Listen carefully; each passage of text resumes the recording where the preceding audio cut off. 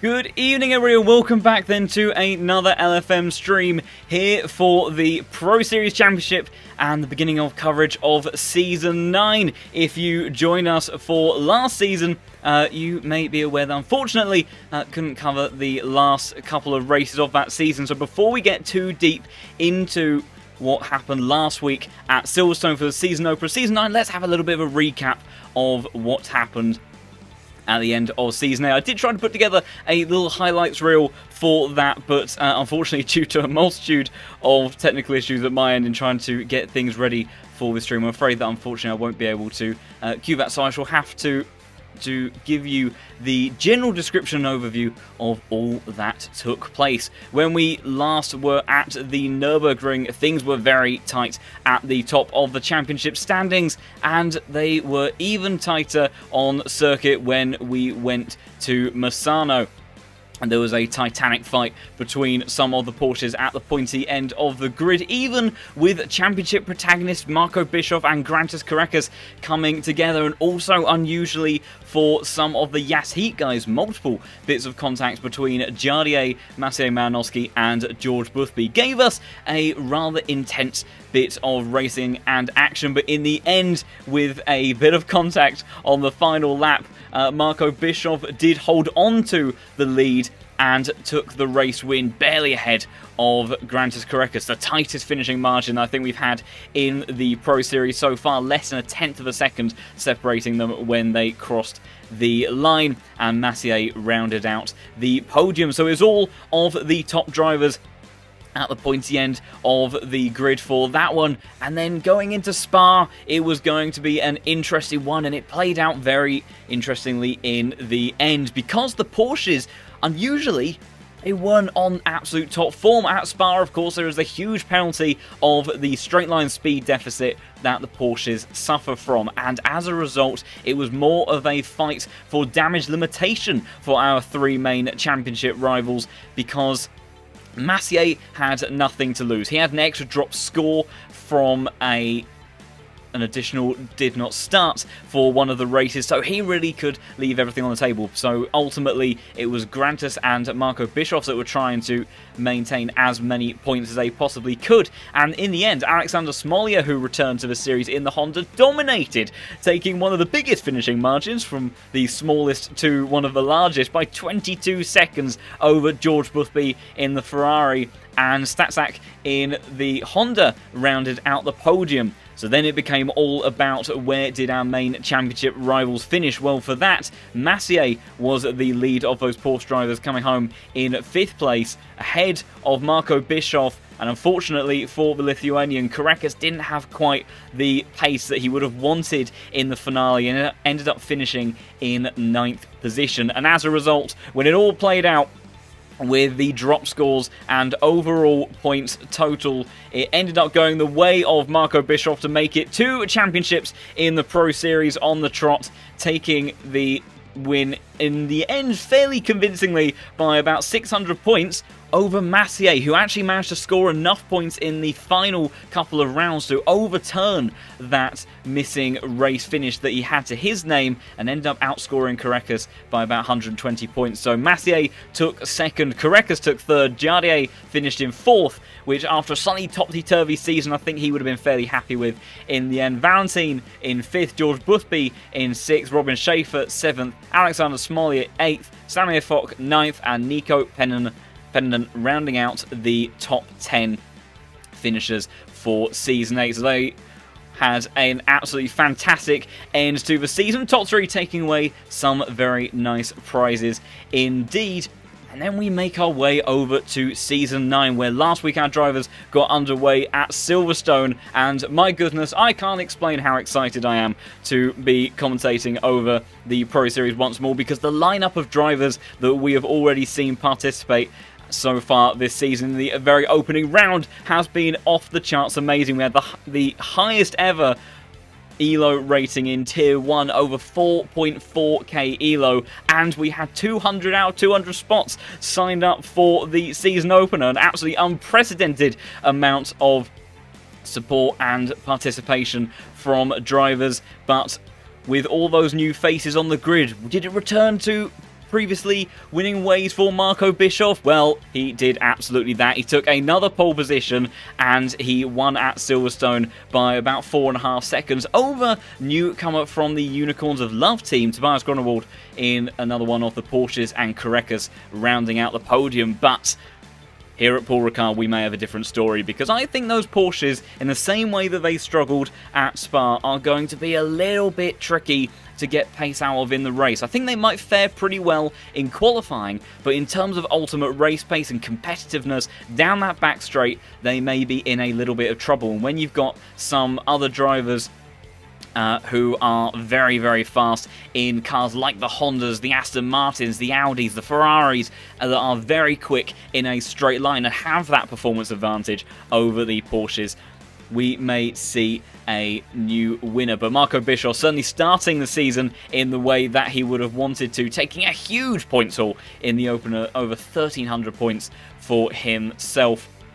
But my goodness, we have an absolutely fantastic lineup of drivers this evening, and we've got a lot of returning faces, drivers that we are familiar to seeing at some point or another in the Pro Series from Season 8, and we've also got some other newcomers, and we will have a bit of a look-see at who those drivers are when we get into the session. But before we do that, let's take a little bit of a look at the actual track that they will be racing around. So for round 2, we are in the heart of France at the Paul Ricard race circuit. 15 turns of, depending on who you are, either glory or pain. It is a circuit that has mixed reviews from drivers. I think it's certainly one that maybe provides us a fantastic amount of racing action, more so than it does a quality driving experience, shall we say, for our drivers. But the opening sector, very fiddly and twisty, and then that monstrous back straight all the way from turn 7 to turn 8, and as we then fly through there, the fast right-hander, and then these series of winding twisty corners. This will be where the Porsche starts to pick up the pace again. The first and third sector is where they are going to be exceptionally quick. Great rotation, great acceleration and braking capabilities, but that back straight, it's so long. It's a very long flat-out section, and they are going to be in a little bit of trouble in that regard. But I'm sure that our very talented field of drivers, and there's many of them wielding the Porsche, will be in a prime position to capitalise on what advantages that car does have and get them into a good position. So we should be able to make our way into the server, because the slight delays at my end mean that that should be up and running. So I shall look to make our way across now. We can have a look at how everyone is looking to participate for this race. And I'll just sort out all of the overlays and bits and bobs. We do have a possibility for a little bit of mixed weather. I think for the most part it is going to be looking pretty dry for most of the sessions, but there is some chance that we may have a bit of flexibility in either direction. As I just get the final remaining bits and pieces. I have about 15 billion tabs open. For those that are new to the stream, welcome to LFM here on the YouTube channel. And yes, at my end, I coordinate all of this stuff on a single monitor. It does get a little bit complicated at times, but hopefully all, for the most part, will be well. Just sorting out the final bits and pieces, and then we can have a look at what everyone is up to on circuit. And just bringing those final remaining bits together now. I think, if I'm not mistaken, that is more or less everything that we need. So let's have a look at who we have out on circuit then, as drivers just finishing their final parts of the lap in practice. So they had a 10-minute practice session to just get their eyes in a little bit before we move into the main race session. And let's just still modifying a couple of things at my end. Also, just before we finish looking at the drivers in the practice session, do have a couple of other things I want to mention. First of all, big thank you to everyone for the support over the last few weeks. I know that we didn't have the streams going on, unfortunately, but we did cross a couple of big thresholds, one of them being 1,600 subscribers. That's just an absolutely incredible achievement, and just thank you everybody for so much. It's been an amazing few months. Can't believe that we only started all of this back in August last year on the YouTube channel, and it's been amazing to see all of you guys enjoying that. We also crossed a very major milestone for the channel, which is now it is a YouTube partnered channel, so that was incredible as well, so thank you for all of that. And also, if you have been keeping an eye on all of the news within LFM and also looking at the fantastic trailer that's been put together for this season, you may see that there is a new livery tool feature within LFM, which I'm actually trialling a bit of tonight. It's still in beta form, so there could be little mishaps here and there, but I think for the most part, with the first few patches that have gone out, that it is a pretty stable and robust situation, and is a fantastic tool where you can automatically load in and, importantly, also remove, when not necessary, all of the liveries that you need for all of your competitors within the server. It's free for everyone to use. However, if you want to upload a livery, then you will need to be a Patreon member. And I spy, with my little eye, maybe a little bit of greasiness on this French track, yes.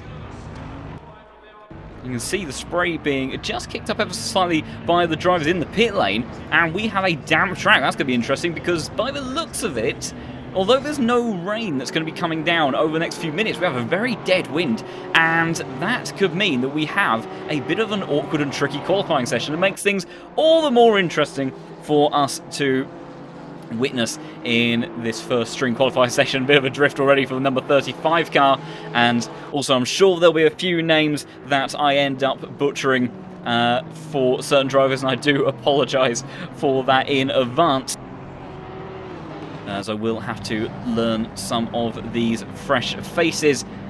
Still just organising a little bit of things at my end to bring all of this together. A few drivers actually already coming to a halt, so maybe certain drivers have gone out on a tyre compound that they're not massively happy with. Several drivers already bouncing out and around the pit, but we will have a bit of a flick through some of the drivers that we have in this incredible server. I think this could be the highest ELO server that we have ever had here in the Pro Series. Part of that is responsible to a large influx of drivers from the Unicorns of Love team. We've got Bastian Richter, Tobias Grunewald, Florian Duakop, who was a race winner at Bathurst in Season 8.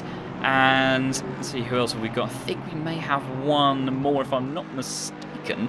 Unless I am misremembering. Maybe I'm misremembering. I can't quite tell. I'll have to have a little bit of a poke around elsewhere. We've also got Marek Shins, who has recently joined Race Anywhere Sim Sports. So I think that is now another team car with Garantas Caracas.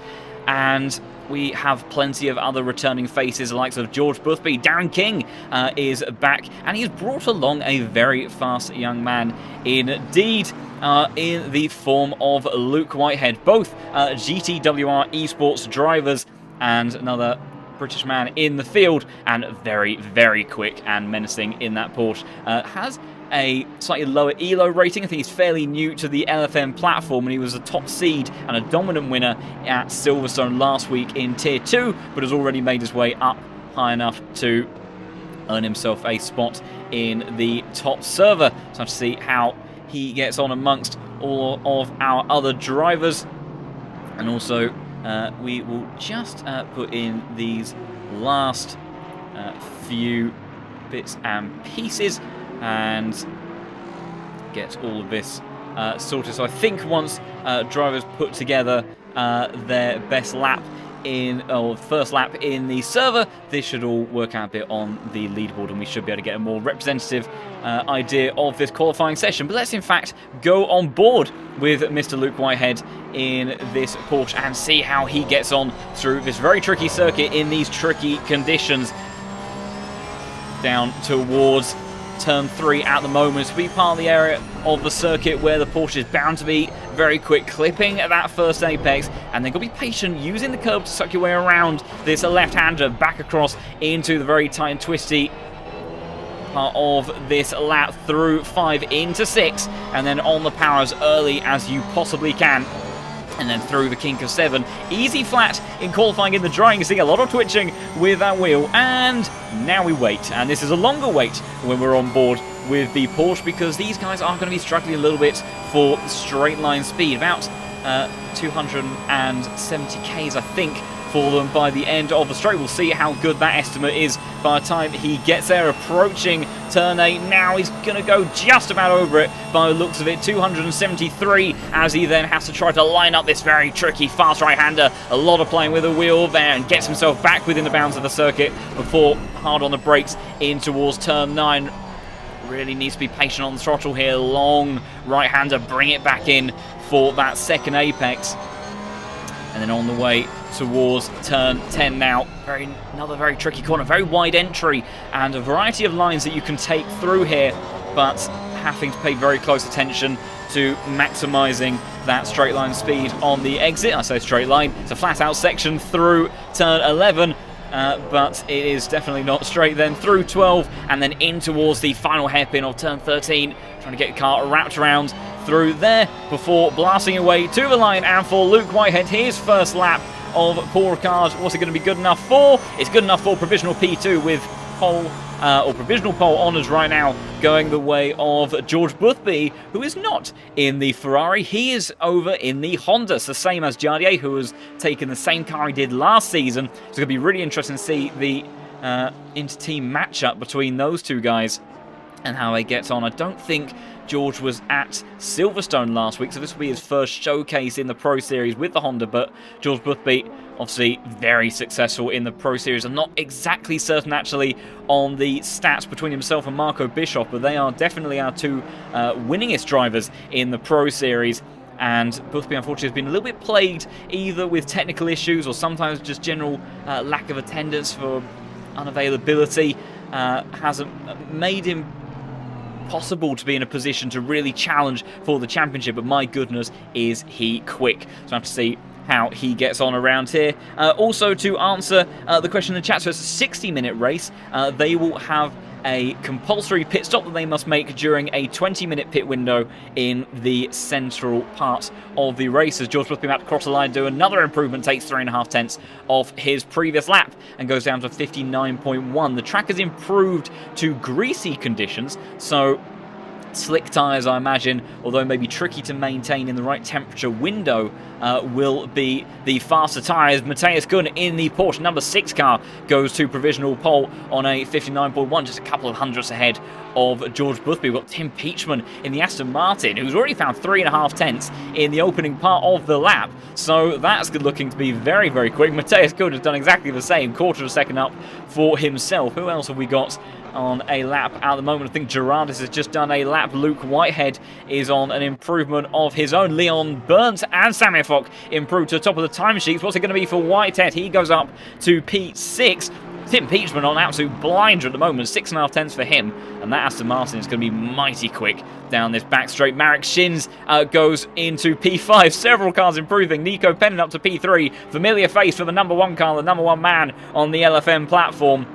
Marco Bischoff, now the 2-time reigning champion here in the Pro Series, puts himself into provisional pole, a very familiar position for that man. Jardier up into P2, only 2.5 hundredths away from the man that he battled with so intensely in Season 7. Didn't quite have the competitiveness he would have wanted in Season 8 when he was getting to grips with the Honda, but maybe Season 9 will be a different story. Had a bit of a troublesome time at Silverstone, but he did manage to recover to a decent position. Noah Ida, K Kramer Racing Esports teammate of Marco Bischoff, goes P3. New name, Yano Grande in P4 in the Audi, so that car looking a bit more competitive in these conditions. Grantas Korekis, a man that has several pole positions to his name, but never a race win. Currently 1.3 seconds up, 1.2 seconds up on his time as he winds his way through in towards turn 10.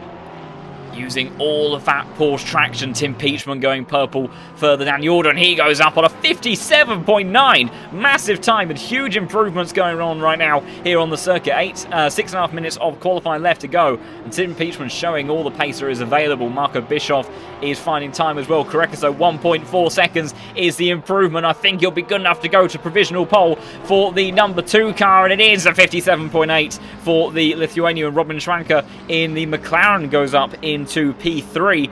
Bischoff, though, very quick, 8/10 up on his previous time as he enters the final stages of the lap. It's going to be pretty close, though, with Korekis' effort, although he is gaining in those last couple of corners, trying to set up the exit from turn 13. He's a second up, and it's going to be another provisional pole time for the number 1 car as he hits the timing beam, but it is a 57.5 from the German driver, showing exactly why the number 1 plate is on his car. Marek Shins is in P3. Jardier a second up on his previous time, just under. It's going to be pretty touch and go, maybe good enough for the front row, and it's all by 0.08 of a second, only good enough for P3. Still over 5 minutes left to go, and the track will be constantly getting faster. Yano Grande on a big improvement. See also Hutchinson, Duacop, Romagnoli in those cars further down the order. They are finding a lot of time as well, and I imagine that is going to continue to be the case. Grande goes up into P7. Bastian Richter, one of the Unicorns of Love guys in the Mercedes, putting himself into 7th place. Duacop, though, going very nicely up into P2, and he'll be pleased with that. I did see, I believe on his Twitter page, one of his goals, one of his New Year resolutions was to make himself more competitive within that very well-equipped Unicorns of Love lineup, and certainly that is a way to make a statement in a car that arguably maybe isn't the most competitive around here in either dry or wet conditions. So a very good effort from the man that won in fashionable style, shall we say, for Bathurst in Season 8. Any of those that viewed that race will know exactly what I mean for how he took victory. It was certainly a memorable one at that. And Duacop half a second up already on his lap, so he is absolutely flying at the moment. So Duacop really finding pace. His teammate is also doing well as well, and Darren King in the Aston Martin for GTWR Esports. Number 12 car goes up to provisional pole on a 57.2. I think I've also just realised, I do apologise, I actually have the wrong secondary delta piece there. That is meant to be... is it that one? No, it was... I know what I've done. It's okay, ladies and gentlemen, it's just me being a little bit weird and ignorant. There we go. So we can now actually see the gaps properly between each of the cars as well as their respective improvements. Bastian Richter not wanting to be outdone for too long in that Mercedes. Goes on a 57.1 to displace Darren King, who's already half a second up on his time. So if he's going to continue to tumble, Florian Duacop a second almost up on his time. This will be in the 56s. Timu Karppinen returning to the series. A Finnish driver in the BMW again, I believe. Number 9 car up into provisional pole, but I think will be displaced immediately by Duacop, the German, up on a 56.7. As Gerardis also slots into the front row. Very good effort from the, I believe, Greek driver, if I'm not mistaken. Don't quite have the flags up on the overlay to be completely confident in that. Someone asked if we have any Bentleys. I think, unfortunately, not once more. The Bentley is being a little bit of an unrepresented entity in the Pro Series, which is such a shame. It's such a good... it's such a good car at certain circuits in certain conditions, but it's such a fun one to drive. Jack Alexander in the BMW now goes provisional pole, not to be outdone though by Hutchinson in the Ferrari. It's all going to be moving again though, as that's an invalidated lap. Gerardis has found 6.5 tenths on his previous best, but I want to keep an eye on Darking though, because what is he going to do? And it's good enough for provisional pole, 56.4 for the British driver. Gerardis up and going purple on his current lap time. As we enter the final couple of minutes qualifying, drivers will have to get themselves set up shortly for their final efforts. Unusually, we've got the likes of George Boothby down in 28th position. He's got 1.5 seconds in the bag at the moment. Maybe taking a little bit of time to get those tyres up to temperature. We've also got the likes of Vassner and Marco Schade, who Schade almost 3 seconds up on his time. So in actual fact, this is a pretty mighty effort, I do believe, from Schade, who I've just lost on the leaderboard. I think as I was going to click on him, he's gone up to P8. Another driver that I was very excited to see in the field is Tinko van der Velde, who is up in P2. Hutchinson continuing to improve. Gerardis, though, a second up almost on his lap time, and this would be a monstrous lap from the number 34 car. And he's continued to find time in the hairpin. This is huge from the number 34, trying to go for glory. It's going to be a massive time, a 55.7 from Manos Gerardis there, and he'll even have time to do another one after that. Other drivers still improving, but that is a mighty effort there. Also got the likes of Korekis, I can see further down the order, 1.7 seconds up on his time. Should have enough of an opportunity to do another lap after this as well. Trying to get as George Boothby has rounded out that lap. He's now on the front row. Jardier just behind by a tenth and a bit from his Yassi teammate in provisional P3. But what can Korekis do? He's almost 2 seconds up. 2 seconds is the delta that he needs.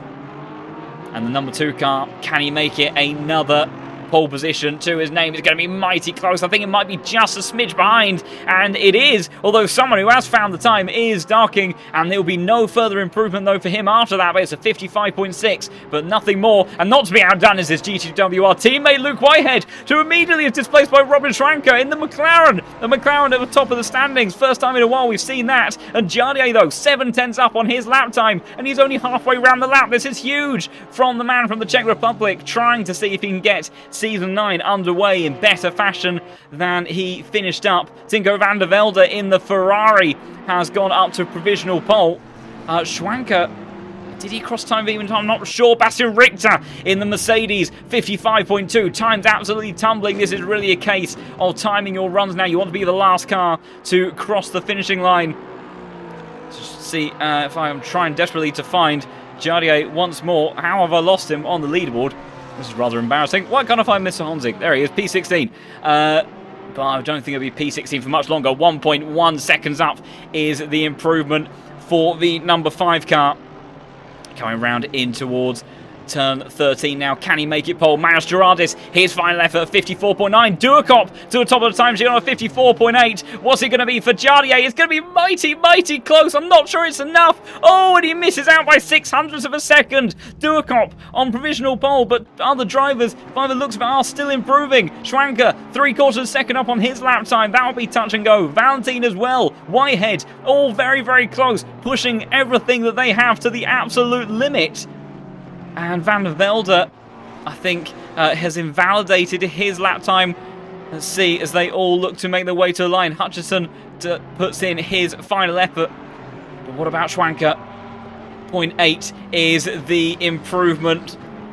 See Whitehead going very quickly, not too far behind. Robin Schwanker in the McLaren, the number 7 car, trying to go for glory. Be a rare pole position. Luke Whitehead goes up to the top of the timesheets, but he's immediately displaced by Schwanker in the McLaren. An amazing effort from the number 7 car. Whitehead on the front row, but what about Valentine? What can he do? As he hits the timing beam, he splits the pair of them on the front row by 12 thousandths of a second. Goes the Frenchman, and what an amazing qualifying session that we have just had there. I wouldn't have had it any other way. For all of that, that is absolutely magnificent stuff to get underway in all of that. We'll have a bit of a run through the order properly in just a moment, but it looked like it was going to be an exciting qualifying session, and my goodness, was it just exactly that. But Robin Schwanker taking glory in that one and doing it in very fashionable style as well. What a way to get the McLaren to the top of the standings for the first time in what feels like forever. As I just look to get everything together at this end. And I think if I could actually work out what I'm doing, that we should be able to have a bit of a run through the order in just a moment, just waiting for the graphics to come through. But what an amazing session that was, and there we go. Let's have a run through this grid for round 2 of Season 9. Robin Schranker then starts on pole position in the McLaren. Fantastic effort there from him to time his run. Valentin Barrier in the Honda has done exceptionally well there to put himself on the front row. Luke Whitehead, newcomer to the top split. I knew he would be quick, and that is exactly what he has done. First of the Porsches for the British driver. Florian Duerkop taking the Unicorns of Love team honours there. He will be absolutely ecstatic about that one. Starts P4. Jardier starting in P5 in the number 5 car. Korekas starts in P6, and look at these Porsches. They're not at the front of the field. It's going to be tricky for them to make progress. Marco Bischoff, last week's winner, 2-time reigning champion now, starts in P7. And then Teemu Karppinen returning to the series is in P8. Excuse me, sorry, I've looked at the wrong one there. Manos Gerardis, the Greek driver, number 34, done an exceptional job there. Teemu Karppinen starts in P9 as one of the liveries popping up from the livery tool for Karppinen there, which is fantastic. See Matthias Kuhn rounding out the top 10 in the number 6 Porsche.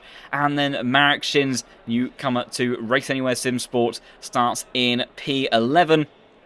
And then Tobias Grunewald, another one of the Unicorns of Love drivers, very quick in the Porsche, but maybe not quite able to extract the pace out of that car today. Have to see how he fares in the race. George Boothby starting further down the order than we are used to seeing him. Maybe still taking time to get to grips with the Honda, as Tim Peachman, German driver, starts in P14. Samir Fock in that very well-known Clown Fiesta eSports livery on the Ferrari. We can finally see it in all of its glory. Bastian Richter for Unicorns of Love starts in 16th position. Leon Burnt for, I believe that's Team Renwelton, alongside Peachman, starts in P17. Noarida starts in 18th place. And then behind him is the Ferrari driver of Yair Hutchinson.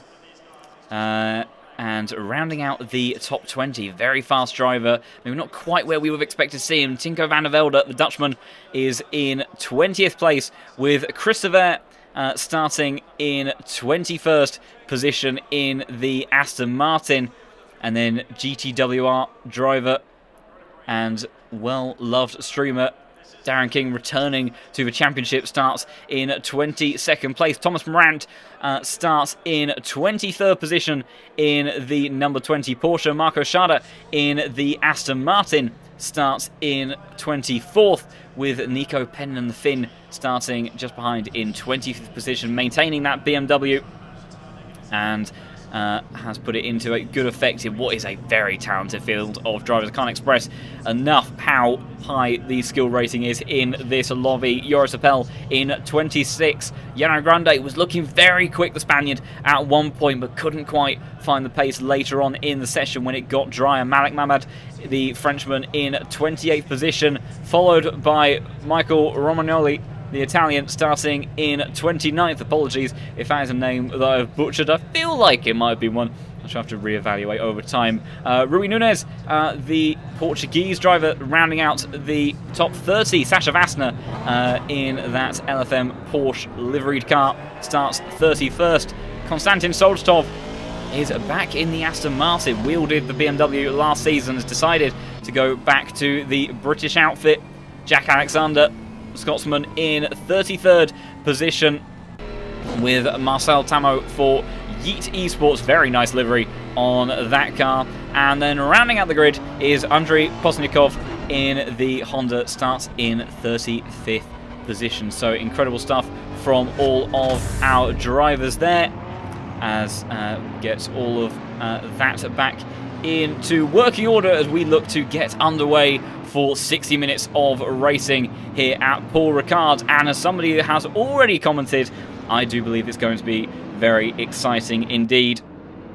On the opening lap of this race, there's going to be a massive drag race towards turn 8 on this first run, and the Porsches are going to struggle without a doubt.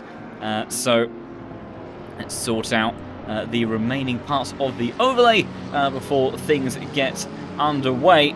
and all of these drivers having that mandatory pit stop that they must make.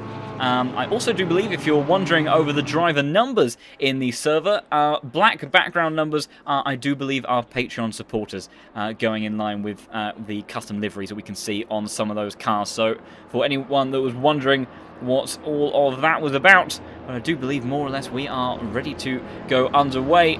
Still a good chunk of this straight left to go. It takes a pretty long time to make your way down there at the best of times, but on the formation lap, it is certainly quite the age to get down there. But Robin Schwanker, what an amazing lap there from him in the McLaren. Really put it all together when it counted and has done an exceptional job too. I think that might be the first McLaren pole position that we've had in the Pro Series. We're slowly making our way through the different manufacturers. We've had a lot of Porsche pole positions, a couple of Hondas, BMWs, Ferraris in there as well. But I think that is the first for the McLaren. So still have... Oh, excuse me. We've had Mercedes as well, of course, at Bathurst. So I think we are still yet to make our way through the likes of the Bentley, as and when someone represents that car again. I'm still longing for the day where we have a Nissan pole position, but I think perhaps more reasonably what we can expect this season is maybe an Aston Martin pole, because those cars very, very quick on their days.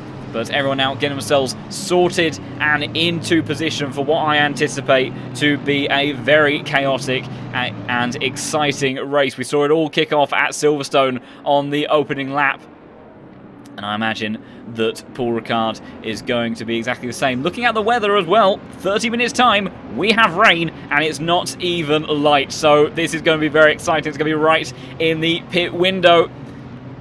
And we are back, everybody, for Season 9 of LFM. It's been a while since we've had these streams on the channel. I've been chomping at the bit for us to get underway for action. We've got everything in place for what is going to be a brilliant race. The number 7 car of Robin Schwanker will be the one that leads the way towards turn 1. Will we have a new victory for a driver today, or will it return to the hands of somewhere else? They're away then, already on the charge towards turn 1. Good start on the second row for Luke Whitehead, almost 3 wide down towards the first turn as they all go in now 2 by 2 towards the first corner. Side by side, Valentin Barry trying to go around the outside. The Frenchman holding it on there. Schwanker trying to then keep in position. He carries the momentum on the exit of turn 2 there as they all funnel their way down towards turn 3 for the first time. Bischoff trying to get the advantage over Korekas, just behind Duacop side by side with Jardier as well. Luke Whitehead late on the brakes, trying to take that inside line through in towards turn 4, but I think Valentin will hold him off. And now we start the drag race battles just behind with the likes of Duacop and Jardier still side by side through turn 6. Same for Korekas and Marco Bischoff as they all fly through there. No major casualties just yet, but now we have the drag race towards turn 8. Who's going to have the straight line speed? And I think Jardier is just pushing the Mercedes of Florian Duacop. Doesn't want to lose out in all of this. Schwanker, though, leads with a couple of car lengths to Valentin ahead of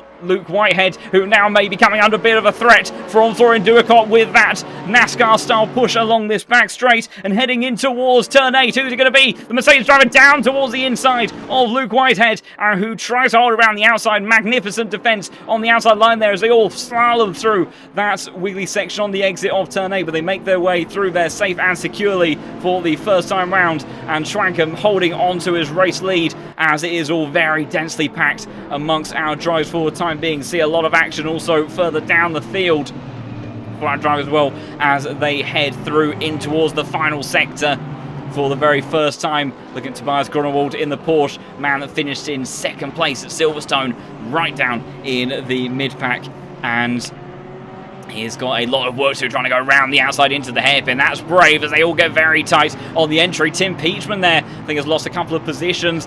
Had a little bit of a dive down towards turn 13. Drag race with Bastian Richter in the Mercedes, but the grunt of the German car is the one that is going to benefit. Drag race also with the likes of Penninan and Chris Severas. They're all side by side. Oh, a little bit of bumping between a couple of cars further down, and that is Jack Alexander, who's very late on the brakes, and huge impact with Joris Appel in towards turn 1. Major contact there. Joris, I think, has taken to shortcutting the track there, unsurprisingly, and has made his way back across, I think, fairly safely for the time being, as I think Jack Alexander is still out stranded there. But that was a big mistake. There were several bits of wheel banging on the run down. But now, second drag race, Robin Schwanker has not been able to escape from the likes of Valentine. And here comes the Honda, the Frenchman, trying to see if he can go for his first victory in the Pro Series. And here comes Valentine using all of that straight line speed that the number 11 car has. And he's side by side on the run down towards turn 8 then. Who's going to have the power? Who's going to have the confidence? Who's going to have the grip? And the number 11 car, can he get in front of the McLaren before they get to the apex? It's going to be close. Robin Schwanker's not letting it go. They're side by side through turn 8 there, almost pushing outside of the boundary track. Big moment. That's Gerardis is off in the background, but it's all about the fight for the lead right now because Luke Whitehead is involved. And on the inside, the British man goes in towards turn 9 there, side by side with Valentine, who was going on the attack, now on the defense. And Schwanker still leads. Also pushed from Korekas, trying to get past the Mercedes car. The Porsche on Whitehead desperately trying to use that acceleration, braking in this final sector to make a move, but can't do it just yet. So Schwanker holds onto the lead. Valentine maintains P2. Luke Whitehead racing in P3. Jardier now up into P4. So no games between himself and Florian on that last run, made up the position, and now maybe in a spot to put himself in threat of taking another one as Gerardis continuing to plummet down the order, losing several positions in the process. We didn't see quite how that contact was made because there's just too much action going on, but lost several positions, so big disappointment for the Greek driver. Valentine now trying to maintain the pressure onto the race leader. All three of these guys that you see at the front of the field on your screens are trying to go for their first race win. And it is mighty close, and I tell you what though, Jardier, he set the fastest lap of the race last time round. These drivers do need to be careful about track limits as well, and I think we might want to go on board with the man driving that Honda, because that is a very fast car in a straight line. I think he is a prime position to make a move on the Porsche ahead, who is going to undoubtedly be struggling for straight line speed. He is closing, although I think actually I have got to zoom out because look at this, Valentine again trying to go towards the outside of Schwanker as they head down towards turn 8, very close. Number 28 car has brought the yellow flag in the background. That's Nunes as Valentine trying to go around the outside. Schwanker defends on the inside once more and he can't make it stick, and Jardier is through in towards P3. Whitehead trying to fight back towards turn 9 there, but he can't make it happen. The Czech driver now in prime position to hunt down the cars ahead, but they are going to be more troublesome because they are going to be pretty equal for straight line speed. Of course, Valentine especially, as number 28 car has returned to the pits. Mistake from Schwanker, went a little bit wide there.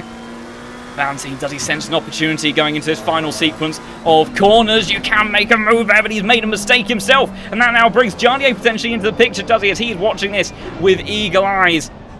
Gets himself hooked up to the apex, unable to make anything stick just yet, but he is certainly a man on the move right now as Bastian Richter, as Tim Peachman lost out a couple of positions there in the final turn of the circuit, and he's in the Aston Martin. Not good acceleration out of that corner either, and that's dropped him down even further as a result. Korekas still glued to the back of Florian Duicot, the Porsche unable to do anything just yet, as we now go for round number 3 very shortly, and Valentine is closer than he's ever been before. Great race pace by the looks of it for the Frenchman. Hutchinson sets the fastest lap of the race. But it's all about these guys at the front of the field. Look at this train of cars.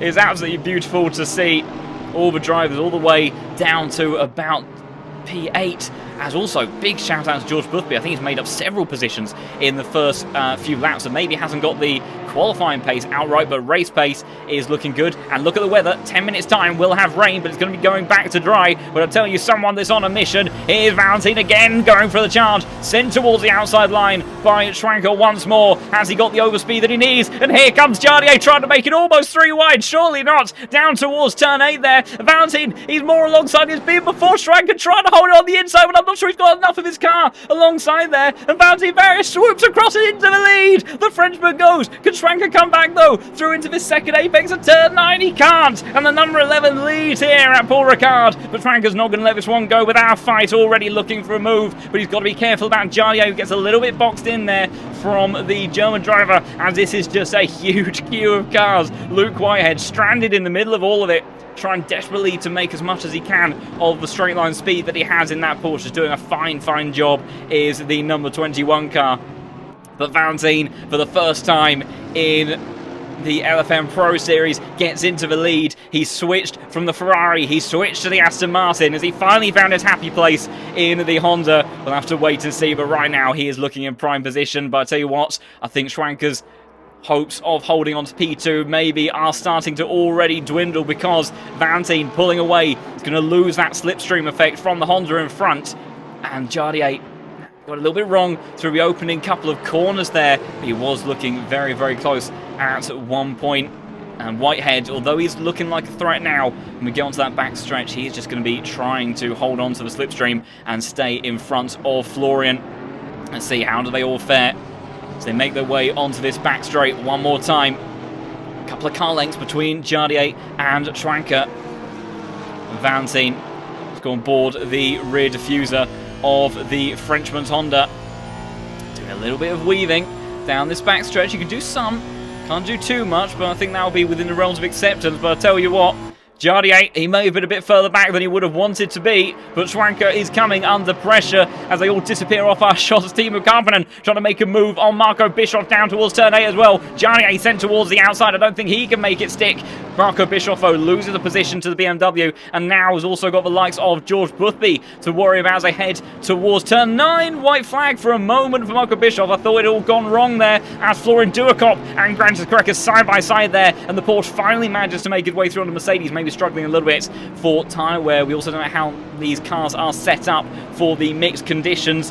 Maybe some drivers are going to be coming a bit more alive in the wet. Bastian Richter with the fastest lap of the race so far at 54.2. That's 4 tenths quicker than Valentine, but I think he is going to improve now. But look how close it is between our front group of cars. There's so many battles I want to keep an eye on up and down the grid, but with a train of cars like this all battling for the lead, it's hard to justify looking elsewhere. So 54.2 for Valentine. Fastest lap of the race goes to Grantis Korekis, who is now in P5 and hunting down another one of the Porsches of Whitehead in front of him. It's going to be tough for him to convert it into a race victory. Fastest lap actually, though, now in the hands of Tim Peachman down in 14th place. Maybe getting a little bit of clean air, the German driver, after dropping away. Robin Schwanker, though, a second now off Valentine. Made a bit of a mistake there, I think, in the opening set of corners. That's really going to compromise his ability to defend from the Czech driver. And there's the rain, as sudden as you like, has already started to come down, and it's only light rain for the time being. That's going to have a very immediate effect on the drivability of all of these cars. So will we see some spills and losses of control? And Jardier already on the power, are coming out of the exit of turn 7 and already looking to sweep on by the McLaren. And he's got bigger problems as well, because Luke Whitehead is on the charge. He tries to get into the slipstream, but here comes the British driver in the Porsche, already gaining on the run up towards turn 8. Jardier now trying to hold off the pair of them as they all regain on the Honda. Jardier with the inside line, Schwanker on the outside, Whitehead trying to send it down the inside. I'm not sure he'll be able to do anything there, surely. And they make their all way through there. Wiggle for George Boothby in the background, struggling in these initial wet conditions. Jardier, though, up into P2, just about holding off the McLaren, who drops down to P3. Luke Whitehead looks very racy, though, maybe even a dive towards turn 10. Schwanker is wise to it, and he defends accordingly, holding off the Porsche for another lap. But Jardier now, what pace has he got? 1.5 seconds is the gap to the race leader. Good friends are Valentine and Jardier, but they will both want this victory. Jardier wants to return to winning ways. Valentine wants to start his winning ways in the Pro Series. How will it all fare? Obviously, we won't have any improvements for fastest lap for a while, as Marco Bischoff into the pits. So that's a very early, the first one to blinks, the reigning champion, last week's winner. Is this going to be a masterclass, or is this going to be a misjudgment? I imagine what he has done here is I need to keep an eye on what's happened there between Karppinen and George Boothby. They've swapped around, and Karppinen losing the position down towards turn 1 from the British driver. Looks to recover and makes his way up to P7. Oh, is that actually... Oh, new information. It's a drive-through. Unbelievable. So, disaster for the reigning champ and last week's winner, Marco Bischoff. A rare series of mistakes so early on in the race, gets a drive-through penalty, and Paul Ricard already being fearless and ruthless in terms of taking away any performance from drivers. Look at the gap, so for the lead, Jardier now already within 7/10 of Valentine. That gap was 1.5 seconds only moments ago. There's also on this backstretch Tim Peachman within striking distance. Florian Duacop, though, potentially in a position as he looks to try to hunt down Grantas Correcas in front of him, but I think he's going to run out of room. Oh, what's going on there? Tobias Gronewald has pulled over to the side of the road, and he's got going again. Is that a hardware issue? Because if it was a drive-through and he was pulling over to retire, I could only imagine it'd be immediate. He has now come to a complete full stop there. There's yellow flags elsewhere, and that's just for drivers coming out of the pits. He's got underway again, so I can only imagine that is for a hardware issue of sorts. Maybe has some sort of wheel issue, as Tinko van der Velde has some sort of mistake down in towards turn 9. That allows Matthias Kuhn and Tim Peachman to go through. And at the tail end of this replay, look at this now. Jardier all over the back of Valentine, who really is not feeling it in these conditions. And it's now just a case of survival because the rain is increasing over the next 10 minutes. And you do not want to be changing tyres and going down the order. But look at this. Jardier, he hasn't been in winning ways since Season 7. He was victoryless. I'm not even sure if that's winless, that's the word, last season in Season 8 when he was adapting to the Honda, and he's trying to wrestle everything that he can from the car to overtake the number 11 that currently leads. Robin Schwanker back in the fight as well. And it was the mistake from Gronewald for turning off the engine. And I've got a horrible feeling that Unicorns of Love may have had a similar mistake at some point.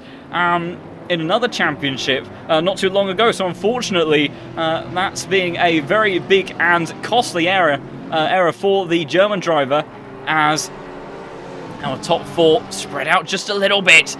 See them pushing the limits though on the edge of the curb, and it's getting very close now between Luke Whitehead and Robin Schwanker. The Porsche surprisingly good straight line speed, but as soon as he comes out of the slipstream, immediately loses the advantage. But here comes Jardier, and Valentine's not even fighting on the inside line. It's going to be almost 2x2 on the run towards turn 8 if we can eventually have the camera switch over. Jardier overtaking the Frenchman, and Jardier leads for the first time, but he's gone too deep. He's gone too deep and goes wide, pulls it up just in time, but the overspeed was too much for the Czech man to pull up in time. Now Robin Schwanker, Robin Schwanker.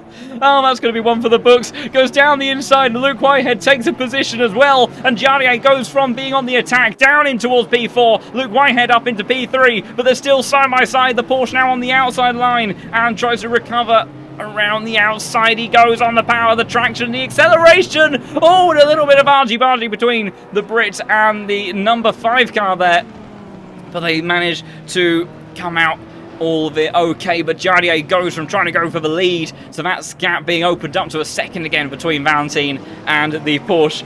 And yes, I do apologise to Robin there. That's it was bound to happen one day. I was bound to make a mistake like that. But Luke Whitehead already under pressure once more from Jardier down in towards turn 1. The Honda has the straight line speed, but I'm not sure he has enough of an overlap to make it stick. Valentine's around! Valentine's around! Can you believe it? The Frenchman's gone around at turn 1. What has happened there? He's done it all by himself. He's just carried too much speed into turn 1, and after what was looking like a potential victory for the number 11 car, he's plummeting down the order. Disaster for the Frenchman, these conditions causing havoc. The Aston Martin Tim Peachman sets the fastest lap. Still maintains a fast lap of the race, and he's gaining positions. The Aston Martin suiting these tricky conditions. I think Jardier will have an easy route back into P2 in just a moment. As you see, Luke Whitehead drifting the Porsche onto that back stretch. As side by side, I think Valentine maybe even lost another couple of positions with the likes. I think it was Time Ball just being a little bit late there in all of that, but has dropped all the way down to P13. It's a disaster for the Frenchman. Jardier, though, on the attack and going down the inside of Luke Whitehead towards turn 8. Can he get past the British driver? I'm sure he can. He's got the overlap. He went too deep last time, as unnecessary yellow flag coming out there for Whitehead. George Boothby, what a recovery from him, already up into P4. Yellow flags further down. Hutchinson wide as Marek Shins was going a bit wide. Darking makes a move up over Tinko van der Velde. As constant squabbling going on at various points in this circuit. Leon Byrne trying to sneak a move through with the Aston Martin. Tim Peachman trying to make an amazing comeback on the way towards turn 10 on Timo Karppinen, who in that grip packs engineering BMW powers his way out the exit there, uses the traction on that outside line. White flag for George Boothby, I don't think a major mistake. Yellow flag for Marco Bischoff, who's gone very wide on the exit of turn 8 there, so his day doesn't get any better. But look at Jardier now already back within a few tenths. He may have taken a little bit of time to get into that position, but he looks like he has really got good pace in the wet, and if he can make it work over these next 10-15 minutes, he could be in a very good shot of winning this race. Robin Schwanker has gone very deep towards turn 1. Jardier holds that racing line and easily around the outside. The Czech driver goes into the lead and he holds it this time around. Whitehead too far back to capitalise. George Boothby, I think a huge wiggle on the exit of turn 2 there, if I'm not mistaken. Takes a chunk of curb on the power, and actually nowhere near as dramatic as I thought it was in the end with all of that. But one battle that has continued to go on is the likes of Peachman versus Karppinen. The Aston Martin managing to come out on top in all of that. The German driver makes his way up into P6. Valentine trying to recover his way through the order, but he's got a lot of work to do now. He will be absolutely kicking himself. White flags for a couple of drivers. I don't think anything too disastrous, so I think that's just the game being a little bit on the sensitive side. Got Hutchinson in the Ferrari up into P8, up 11 positions. Incredible stuff there from the number 10 car, a car that is very nicely adaptable to the wet conditions. Jardier a second now over Schwanker in the lead of the race. As white flags for certain cars, I don't think they are true representations. That's the game just having a little bit of a concerning moment. Karppinen very close to the back of Peachman and Hutchinson as the entire leaderboard gets illuminated with white flags. We've got Nico Pennon trying to make a move onto Marco Schade. Big drift for the Finnish drivers. Hutchinson has snuck one up the inside at turn 9. As you can see, that grip hacks engineering car, well, I think the grip wasn't hacked enough there for the BMW because he went a little bit wide, lost the traction on those front tyres, and ended up dropping down as a result. As Marco Bischoff still has a lot of work to do trying to recover his race, as Karppinen goes wide again and allows Marek Shins through, as Dalking has a huge wiggle himself trying to go around the outside. And what is going on here? So we've got people pitting. So I imagine, they've timed that absolutely to the wire. Tim Peachman sneaking his way into the pits at the very last second. So I imagine these guys surely will go for dry tyres, but they will have fresh dry tyres in those wet conditions. The problem is that they are going to grain. They are going to disintegrate in the drifting that is going to be put onto them in these wet conditions. So they may be quick initially compared to those around them, but they are going to have some major losses later on in the race. So it's maybe not the undercuts performance that they would be exactly hoping for. It'd be very interesting to see how the rest of the drivers all decide to play their cards. I also see Florian Duakop has dropped down the order. I'm not sure if he had a drive-through or something that I have missed, because he has definitely dropped several positions, unless I'm forgetting something rather obvious. Luke Whitehead is very close to the back of Robin Schwanker, but I don't think he is quite able to do anything just yet. He is gaining in the slipstream, but the Porsche deficit is just not quite enough. It's not where he needs it to be, as they all try to make their way through there once more. Tricky to get through there clean. The yellow flags further down the order. That's everyone emerging out of the pit. We've got Soltol going down the inside of Valentine there in towards turn 1. And it's a little bit difficult to separate what is an incident and what is just people driving on this very tricky circuit. Paul Ricard, maybe not the most interesting at times. However, the conditions like this and a grid with such an amazing talent pool is exactly what we need to see fantastic action. But look at this. Jardier then up in the race lead for the first time in a very long time, and he is pulling away. He was 1.2 seconds quicker than Robin Schwanker last time round, and he's coming into the pit so earlier than I would have thought. Robin Schwanker decides to stay out, as does Luke Whitehead. How do the other drivers play? George Boothby, Yassi teammate, of course, to Jardier. He comes in as well. Bastian Richter is in. Marek Shin stays out. Darking stays out. Hutchinson in as well. So Schwanker is your race leader once more. I tell you what, though, he's got a little bit of a tough time because he's being hounded by Luke White at the moment. Drag race between Soltov and Van der Velde towards turn 8 there, and I think the Aston Martin has made it stick around the outside, and he does get the move done. So the number 8 car gaining 13 spots. In actual fact, let's pull up the other graphic for just a moment. If I can find that. So there's the graphic for your biggest movers right now are Romagnoli in P16, Soldatov as well, Posniakov, all from very far back on the grid, gaining 13 positions up at the pointier end of the grid. Obviously, those are a little bit less representative now at the moment because of some of our drivers pitting, the likes of Ducky included, but some very big movers on the field there.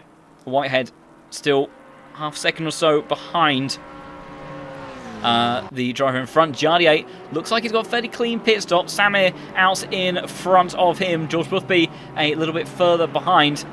So I have to see how they all fare over the next few laps because it's going to be tricky, and it's still a good 10 minutes until this rain drops. So I'm very curious to see what they do with the strategy here, because surely I do wonder, this rain stint has gone on a little bit longer than I would have imagined. I still don't think wet tyres, despite the major performance advantage you would have had, I don't think that they would have been worth a pit stop. So I think pitting for dries is realistically the only option, as terrifying a bit of driving as it is. I don't think there was really any other choice. Although Robin Schwanker's gone wide! Robin Schwanker, the race leader, ends up making a mistake in turn 12. The McLaren driver, has a huge wiggle, maybe aquaplaning on the entry to the braking zone there. And Luke Whitehead, his first time in the top split, leads here at Paul Ricard in the Porsche of all cars. Would you believe it? That car is not the most competitive around here, but maybe these flexible conditions. Look at the drift under braking. I need to go on board the cockpit of that car because, my goodness, did you see how far the back of the car stepped out there? That is how far back the rear brake bias is for the leading Porsche at the moment. That was a big drift on the entry there. Not quite as dramatic inside the cockpit, but still was keeping Luke very much on his toes. We've got a bit of a three-way tussle between these guys. Thomas Morant in the Porsche goes very wide towards turn 11 there, turn 10, and has now got Soldatov on his gearbox as well as they make their way towards turn 12. Many more drivers coming into the pits, and no, Luke Whitehead has not pitted. Soldatov down the inside of the number 20 Porsche, as that's Valentine trying to make up some positions in all of this as well. Drag race towards turn 1 for the number 11. Aston Martin, though, good straight line speed in that car. Hasn't got the greatest acceleration, but it can get the power down in the wet very nicely, and Valentine not able to do anything just yet. Whitehead bringing out a brief yellow flag again. That is just based on the relative speed of these drivers. Tim Peachman, I think, trying to make a move on George Boothby, but unable to do so just yet. Also, to answer the question, yeah, so it's a difficult one to play in terms of the strategy for this dry tyre scenario. I personally would either look to pit still in the middle based on how the weather is aligned, or we're trying to push it as late as possible, because the tyres right now, it's not just about the graining, it's also temperature and pressure. You can optimize your temperature and pressure, or pressures, a lot better if you're going to be running that tyre purely in one condition. These tyres have already been compromised, and that kind of can't be helped, but maximising the use of the tyres in that latter dry stint of the race, I think would be the better priority. Number 8 car is making moves onto Thomas Morant, the Porsche defenceless against the Aston Martin straight line speed. And all of those drivers that have pitted already are going to be suffering with quite a bit of graining, and they will lose the best out of their tyres in this circuit. Although there's that big straight line where the tyres do get a bit of relief, is a very strenuous one with all these fast corners. Gerardis, after he had that big moment early on, making a move over Tobias Gronewald, who is under a bit of pressure from Malik Mamad in towards turn 9 there. Ferrari trying to see if he can sneak up the inside. He's looking almost into the back, but can't quite make it stick. I think Tinko van der Velde may have made up a move as well. Let's keep an eye on... So Jarnier, let's see what his last lap was. So 2:03.2 for his last lap. And my goodness, actually, I say it wasn't worth going on those tyres. It's a 2:09 for Luke Whitehead, our race leader, on the last lap. So that is 6 seconds advantage. Now, I don't think can entirely be. So, Florian Duacop seems, as far as I can tell, to have made a pit stop already, based on the graphic that we have. However, that was well outside of the pit window, I do believe, otherwise he would technically be your race leader. So, Florian on fresh tyres, 2:03. I think, yeah, there's a lot of drivers here that are showing up as having done a pit stop, and I can only imagine that they've done that before the pit window, because otherwise there's been a major shuffle in the order. So unless I am missing something, I'll have to see how it all plays out. As Matthias Kuhn, though, whilst he may be in P7 for one reason or another, Samir Fock in that Clown Fiesta Esports car has got the straight line speed in the Ferrari and breezes his way by up towards turn 8 there. But my goodness, yeah, this is going to be very complex, I think, later on with the pit strategy. We've still got 11 minutes of this pit window left to go. Before anyone started to really pit, Jardier was your race leader, and that was very much now in the battle between the likes of Whitehead and Schwanker. George Boothby was in P4. He's got a little bit of company with the Aston Martin on Tim Peachman behind. But yeah, there's a substantial amount of green spots on that leaderboard. So I'm still slightly unsure, because I don't believe, I think Tim Peachman was the first driver to get into the pits, because he literally did it on the timing beam, and he has come out behind George Boothby. So I don't think that Duacop, Samir Fock, Matthias Kuhn and Chris Sever are in a representative position at the moment relative to those around. I think that pit stop may have been made perhaps for some other reason. So we'll have to see how it all plays out. A bit further down the order, 4-way tussle, almost 6-way tussle actually, between some of these cars outside the top 20. Very nice livery on the number 16 car of Marcel Tamo. Or the hexagons on that one, as I think Valentine is also looking to be in a position, although Noah Rieder using the Porsche's acceleration, trying to go all the way around the outside of his fellow German, of Bastian Richter in that Mercedes, struggling in these wet conditions, been sacrificed on the curbs a bit, and Yana Grande is going to capitalise on that as well in the Audi, maybe even try to take the pair of them, almost pushing the Porsche down towards turn 3, but I don't think he can make that one stick. It's still going to be a battle between himself and Richter through into turn 4 then. Mercedes now stranded on that outside line once more. That's allowed Appel in the McLaren to get involved in all of this. And I think it will be down to the drag race in just a moment. Robin Schwanker has made a little bit of inroads. Once again, Jardier has just made the position up over Matthias Kuhn, who is continuing to lose time. Has joined it back on board with this 3-way tussle now, as it's going to get very busy very quickly, because if we look at the rear diffuser of the Mercedes, you see the Audi and the McLaren gaining bit by bit, and here comes Yana Grande towards that inside line. The McLaren, I think, a little bit too far back to do anything. Unicorns love Mercedes. Oh, he is bringing the McLaren into this as well. Surely not 3 wide, guys, towards turn 9. That's never going to work, and it's very close to contact between those cars there, but they all make their way through safe and sound. And Valentin's around again. The Frenchman having an absolute disaster, and this time around it's turn 9, and he's just gone too deep. And he's caught, he's unfortunately made a stronger mistake than what Karppinen did when he made his way to that point of the circuit. And rather than understeering, he has just completely lost the back of the car, and the number 11's day goes from bad to worse, and what looked like a day of celebration potentially and new beginnings is just a bit of a commiseration right now for Valentin, but he is soldiering on nonetheless. Importantly, Luke Whitehead has now come into the pits, and Mini Simeon, I'm about as lost as you are. I never saw contact. I don't believe that saw Florian drop down the order. So, and we did have a drive-through penalty very early on for Marco Bischoff. So, you know, if Marco Bischoff, the reigning champion, last week's race winner, can do it, it's very possible that some of our other drivers may as well. So I think that may have been what that was about with that. Robin Schwanker now is your race leader. Once more by 4 seconds. But whereabouts is Luke Whitehead? Because he has come into the pits. Jardier is already on the back stretch, and Luke Whitehead He's down in 25th position. Massive, massive losses in time for a man that was running in effective P2 at one point.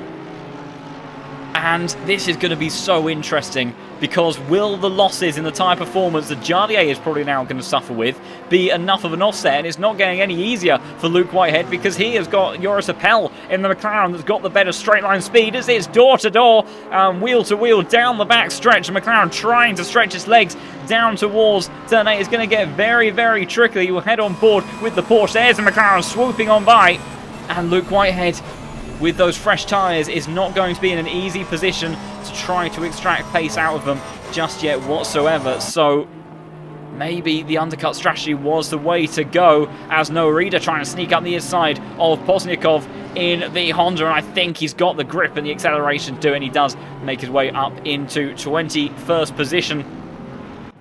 Tim Peachman again very close to the back of George Boothby. Marek Shins and Darking have come into the pits as well. Florian Durakop continuing to stay out. Currently your fastest, second fastest driver on circuit in these conditions. That's Honor going back to Jardier, who seems to be loving these mixed conditions. Be really interesting once the track goes back to dry. Huge overspeed carried on the exit, almost sending George Boothby around there on the exit of turn 2. And just about the British driver keeps it all together. Karppinen involved in this one as well. It's not going to be easy to pass that Honda down the back stretch.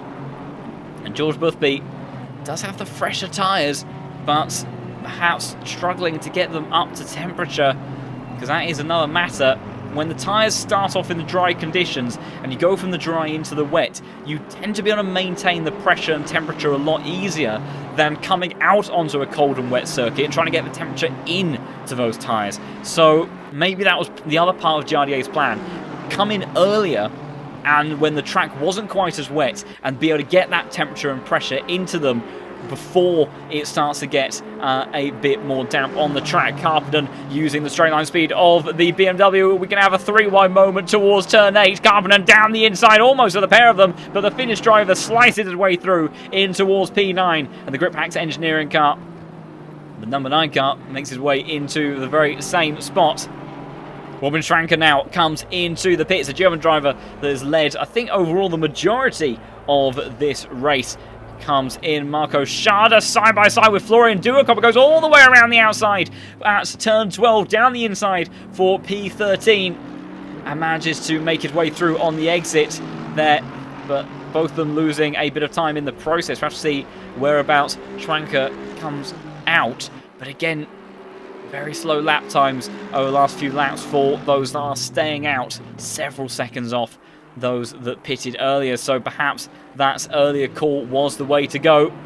These guys are in the top split for a reason, and whilst I may have had my moments of sim racing myself, I am certainly not on the level of these drivers in here. They are an extremely talented field, and clearly even at this high level, some of them still making mistakes, and costly ones at that. And that's what happens when you are pushing to the limits, as Korekas has come out in front of Luke Whitehead, and now the two Porsches. This is not what they need, because they're both going to be losing time in this squabbling. Korekas just about holding on, and there's Robin Schranker, so he's lost out as well. So the later you are pitting, the more you are losing out by the looks of it, as Korekas comes out in front of Whitehead, and Schranker comes out behind Manos Gerardis, who went off very early on in the race. Marco Bischoff and Darking also having a little bit of a squabble themselves. But that does look like, as the rain has stopped, so the track's going to take a little bit of time to dry out still, but it does look like that earlier pit stop may have been the way to go, as Timo Karppinen has just made his way past the Honda of George Boothby, and that looked very easy. So good straight line speed for the BMW. We've also got Christopher trying to make a move on to the Porsche of Matthias Kuhn, not too far up in front. Yano Grande also now trying to make a move, and I think it's going to be an easy one as he storms his way past. That's the wrong diffuser I was trying to look at. The Audi sweeps around the outside of the number 19 Porsche. Noah Eder immediately comes onto pressure. from Bastian Richter as that gap disappears. Two German drivers not leaving anything on the line. And Mercedes launches it for a second attack at the second apex of that long right-hander. But can't do anything as you think about a move in towards turn 10. Inside line for the Porsche means that that will not be possible. As currently fastest man on track is still Jardier, 0.5 of a second quicker than Florian Duacop, who's only got a couple of minutes left to make a pit stop, so maybe we'll do one more lap and come into the pits. Same for Marco Bischoff, who's decided to go completely the other end of the spectrum and is going to be pitting at the last minute as well. Tim Peachman continuing to put pressure onto George Boothby, swapping a position as Pennon launches one up the inside of Sasha Vassner, as that is Manos Gerardis coming into the pits, as it's now almost 3 in line with one another, because Robin Schwanker, that car, maybe not the straight line speed that BMW has. We saw Carpenter put it to good effect, and it's almost 3 wide towards turn 1 as Pennon backs out of that one slightly, as does Sasha Vassner in the Porsche, who has switched over from the Audi into this car for this season. The pair of them backing out of that, managing to avoid contact in the process, although Pendon's still immediately on attack, and I imagine will be on to make a move on that back stretch. The BMW looking very quick in a straight line, as Luke Whitehead apparently was very close to Korekas. I'm not sure if something happened not too long ago. There's now about 3 seconds between the pair of them, so not what the man that was potentially in chance for a race victory would have wanted. Bastian Richter now trying to make a move in the Mercedes, storming around the outside and using all that V8 power. The flat 6 in the back of that Porsche just has nothing to contend with against the fellow German outfit. And the Unicorns love Mercedes makes his way up into 18th position. Just getting a little bit close between the likes of Boothby, Karppinen and Peachman once again. George Boothby not letting this position go. Also, I am slightly aware of this, and I think unfortunately my mic has been peaking somewhat during this stream. Like I said, I did have an abundance of technical issues on the lead up to this, and unfortunately I think that's one that did make its way through, so I hope it hasn't been all too bad overall. Interestingly, Karppinen staying on that inside line. That is going to be wet, so surely he doesn't want to be bringing down the tyre temperature. He's not going to be on wet tyres by any stretch of the imagination. I'll tell you what though, in the way that this is all played out, Karppinen is in second place in this race, and we've got Jardier still leads, now by 8 seconds, Boothby up to P3, and because these drivers, Tim Peachman was the first one to pit, and he is properly in the fight here for a podium. So brilliant stuff from these guys that pitted early. We'll have to see if it comes back to bite them later on, but with that track now being drier, certainly is going to help stretch the life of those tyres out somewhat. But let's go on board with the Aston Martin as that V8 in the front of the car roars, and as he tries to make a way past the British driver who has won on multiple occasions. But look at the speed of the Honda, and it's tricky to stay on this right-hand side of the circuit. You don't want to be doing that in the heavy rain, because there are some big puddles there, and it is extremely bumpy. We've seen disaster strike in a straight line there before. Neither of them able to quite close up. Look how close it is, though, between this trio of cars.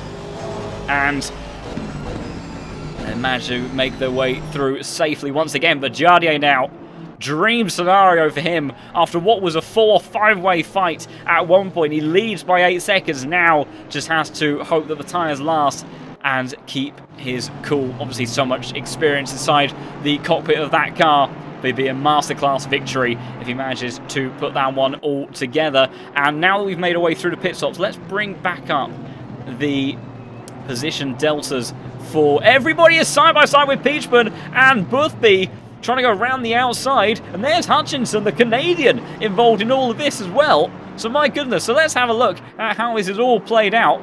Boothby a little bit weaving down the start-finish track. I'm not quite sure what for. I didn't see anything untoward in all of that. So Jardier up 4 positions, Karppinen up 7. Big movers, George Boothby and Tim Peachman up 10 positions apiece. Then we get to one of the biggest mover. This man, number 10, saw some support for him in the chat earlier. 14 positions for Hutchinson in the Ferrari.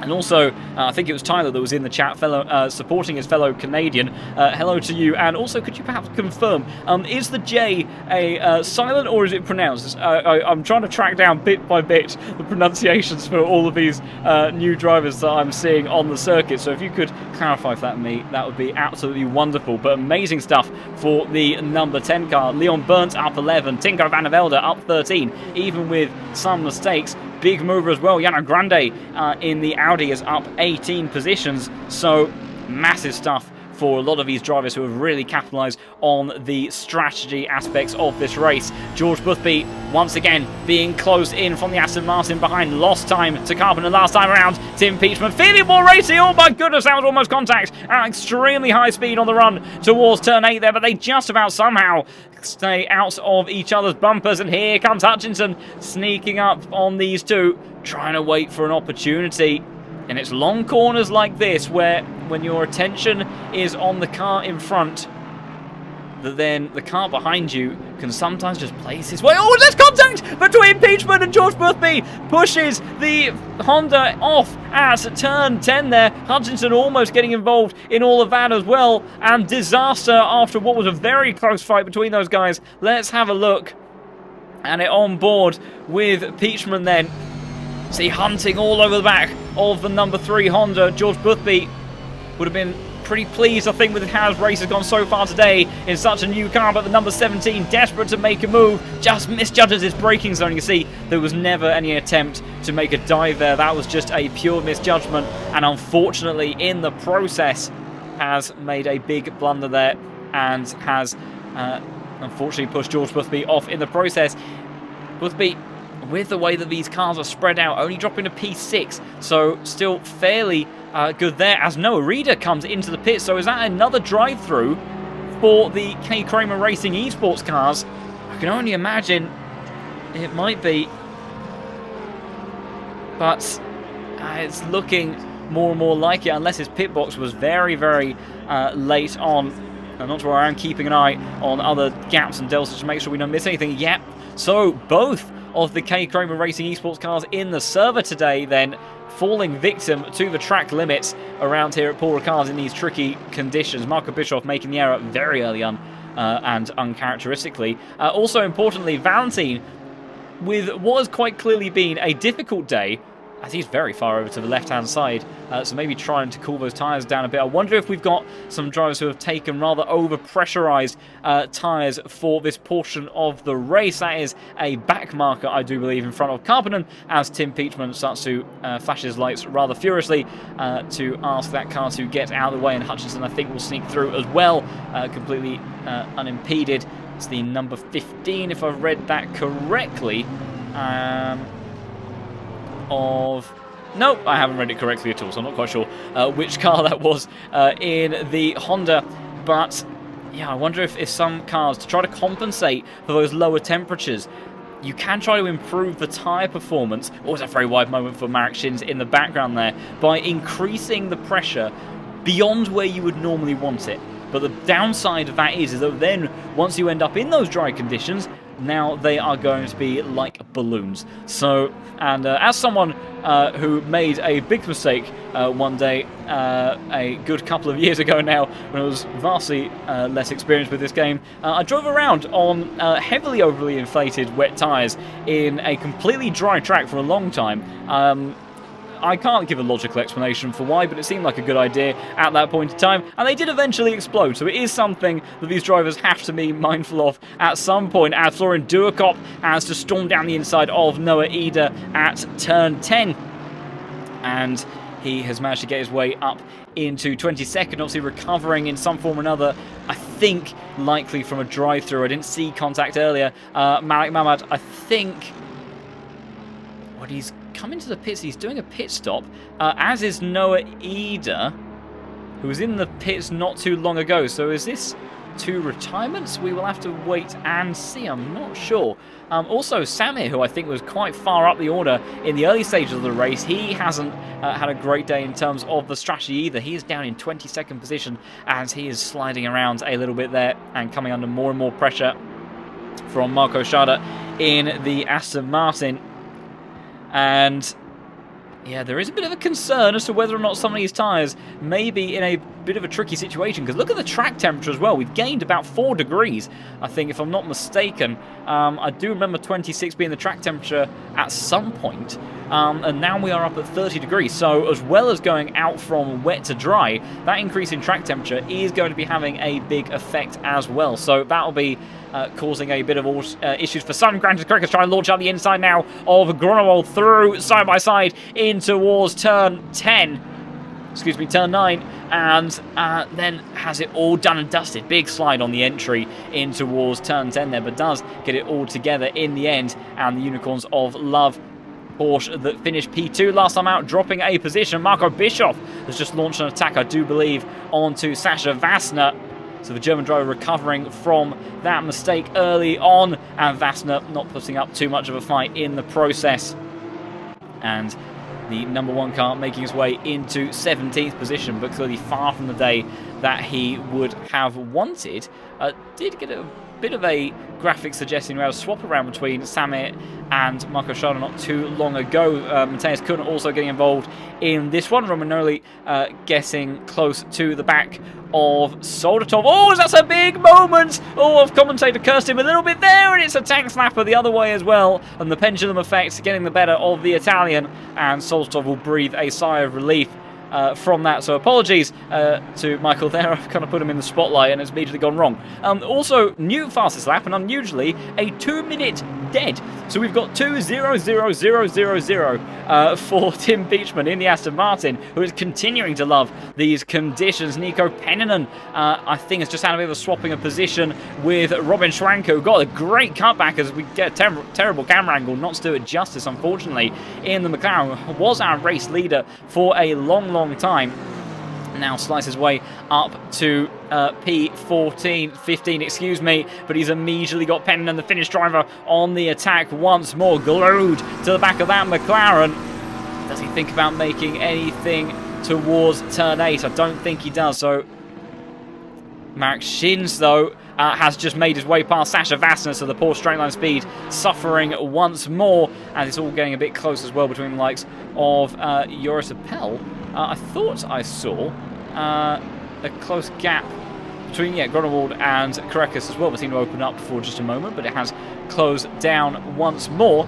Also, a bit of an update then in terms of this tyre situation. So right now, Jarlier, pretty representative benchmark of the early pitter pace. So we've got 2:03 last time around for Jardier leading this race. At the other end of the scale, we've got someone like Luke Whitehead that pitted very late on, 1:58.9. So it's about a 1 point... Oh, Karekas now comes into the pits.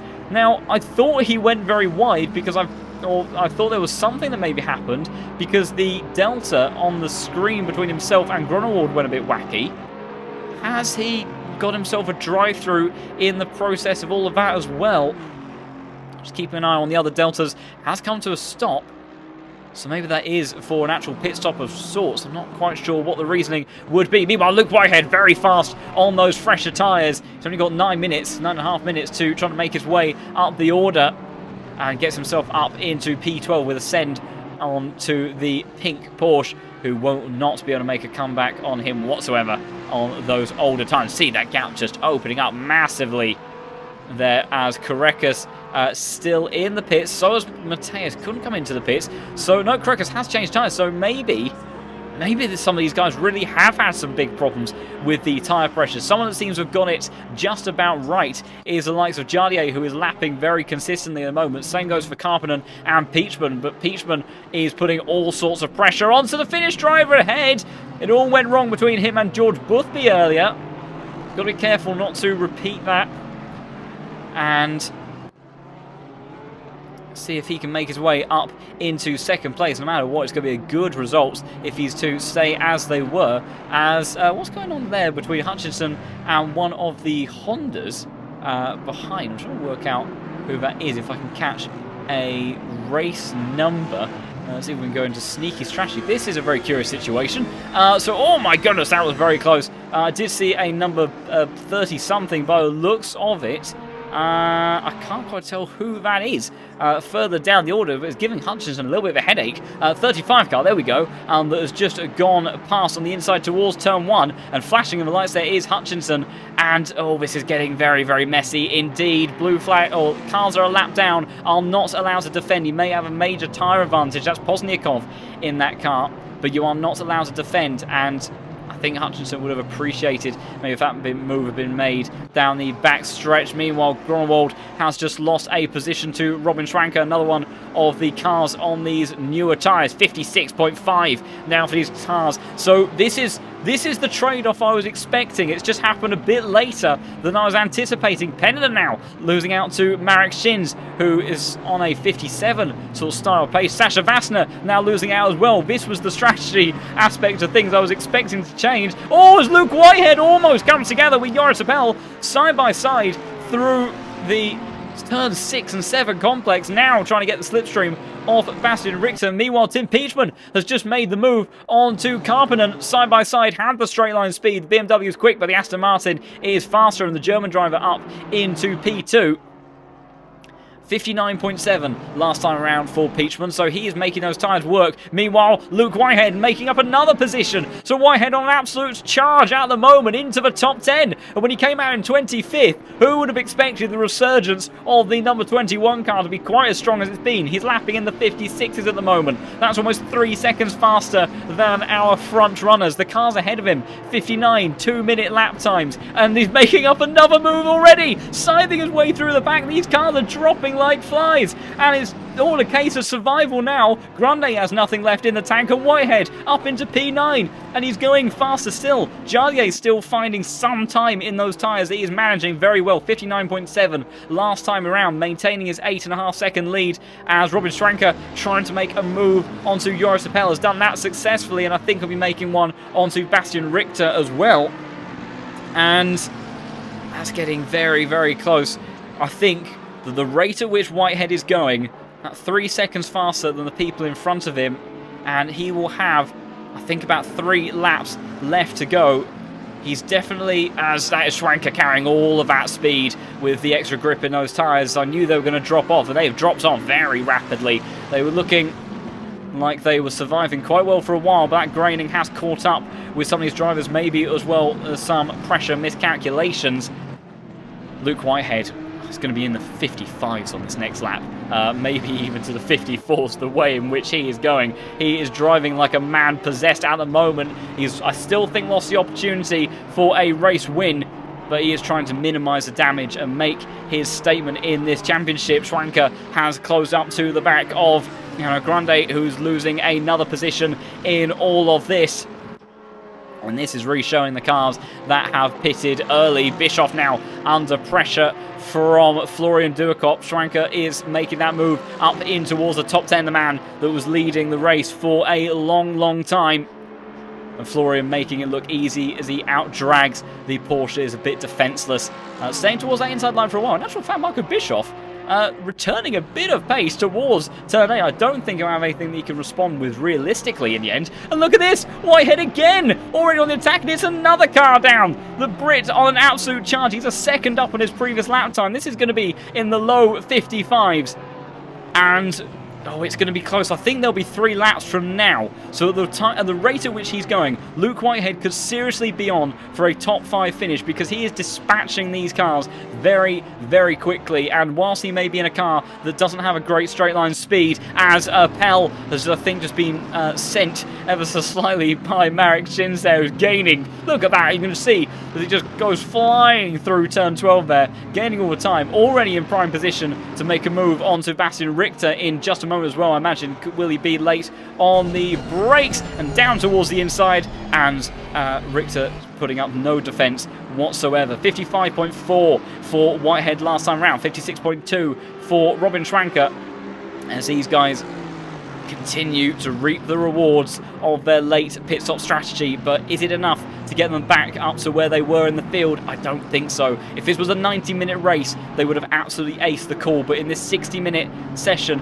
I'm not sure it's what he needed. But look at this, Luke Whitehead already trying to pass the Ferrari. Darking has just made his way past Grunewald as well. Marek Shins has made his way past Grande. So you can see all of these guys, as it's going to be a little bit of a more difficult challenge this time around. The Ferrari straight line speed is massive for Tinko van der Velde, who's driven so well to make up as many positions as he has. You can see Robin Schwanker overtaking as well. Luke Whitehead surely. Oh, and there's contact. Oh, Whitehead's off. And the charge through the field comes to an end for the Brit. He does a 360, keeps on going. But that is a big loss, and that has heavily compromised his race there. Schwanker gains a position in all of that as well. But Valentin goes very wide there. I imagine the Valentin will lose that position in a moment, but we do need to have a look, see what that was like on board with Luke Whitehead now.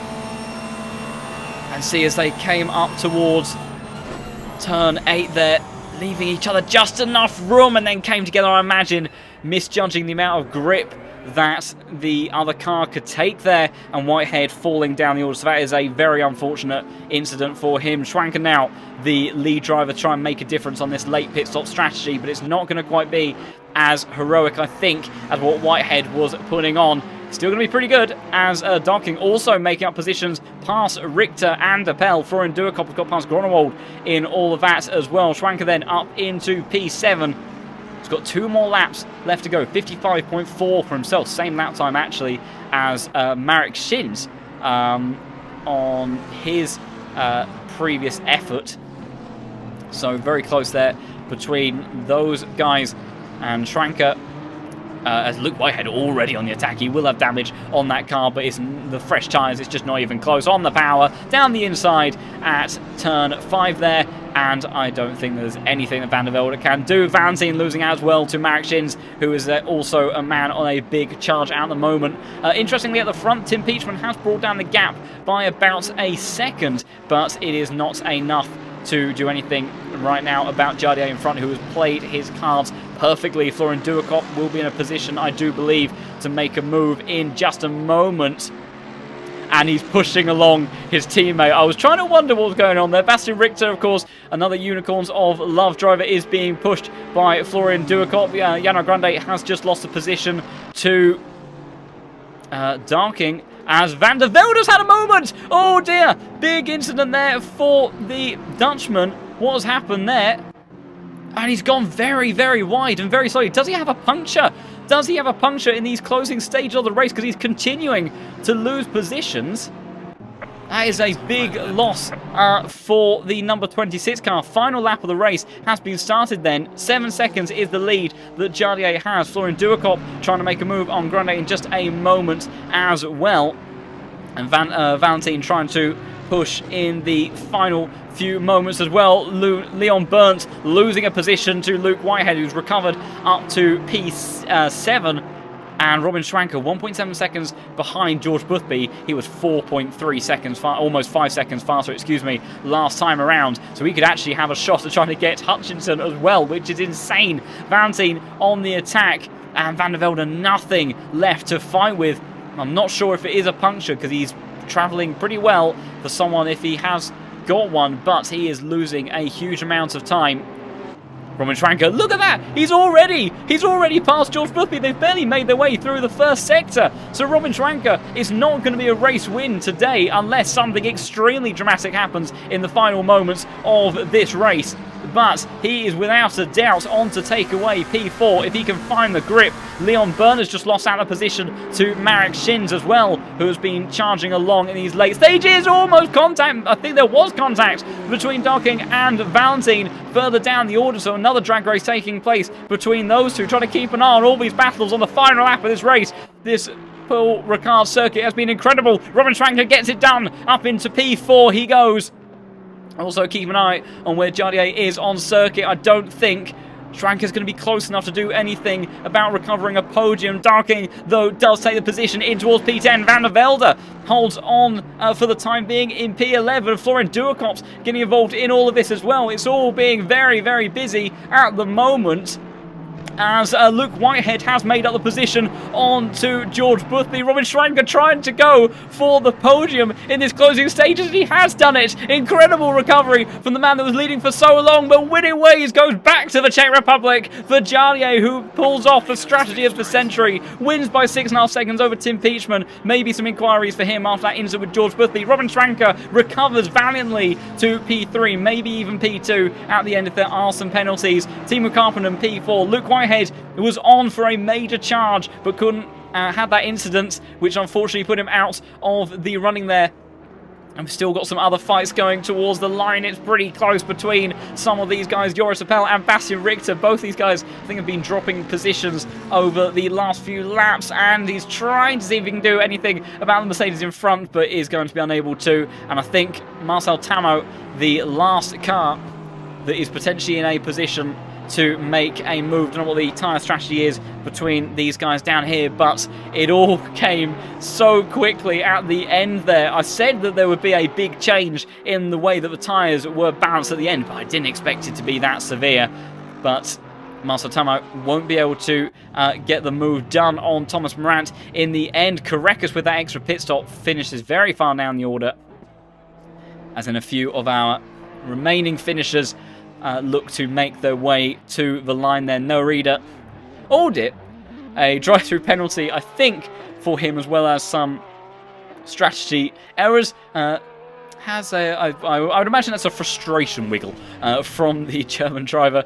Poznikov making his way around, and also Manos Stradus already in the pits after that big moment, starting well inside the top 10. And in the BMW, probably had a good premise for making a good showing from those mixed conditions, but unfortunately mistake early on in that very tricky fast right-hander meant that that was not possible, and that will be it then.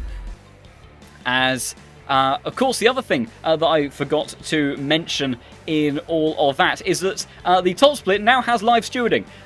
So what we also won't have seen is, unfortunately, in the overlay. In the overlay that I have, we can't see time penalties being applied. But I've just seen in the chat, as they are put into the race chat in the server, there was definitely a few. So we'll wait for the official results to come through in a moment, because that's unfortunately the one piece of information we were missing. So we'll see what that ends up bringing and changing. And yeah, a lot of support for the likes of Whitehead and Robin Schranker in that race, because that was a valiant resurgence through the field for those drivers.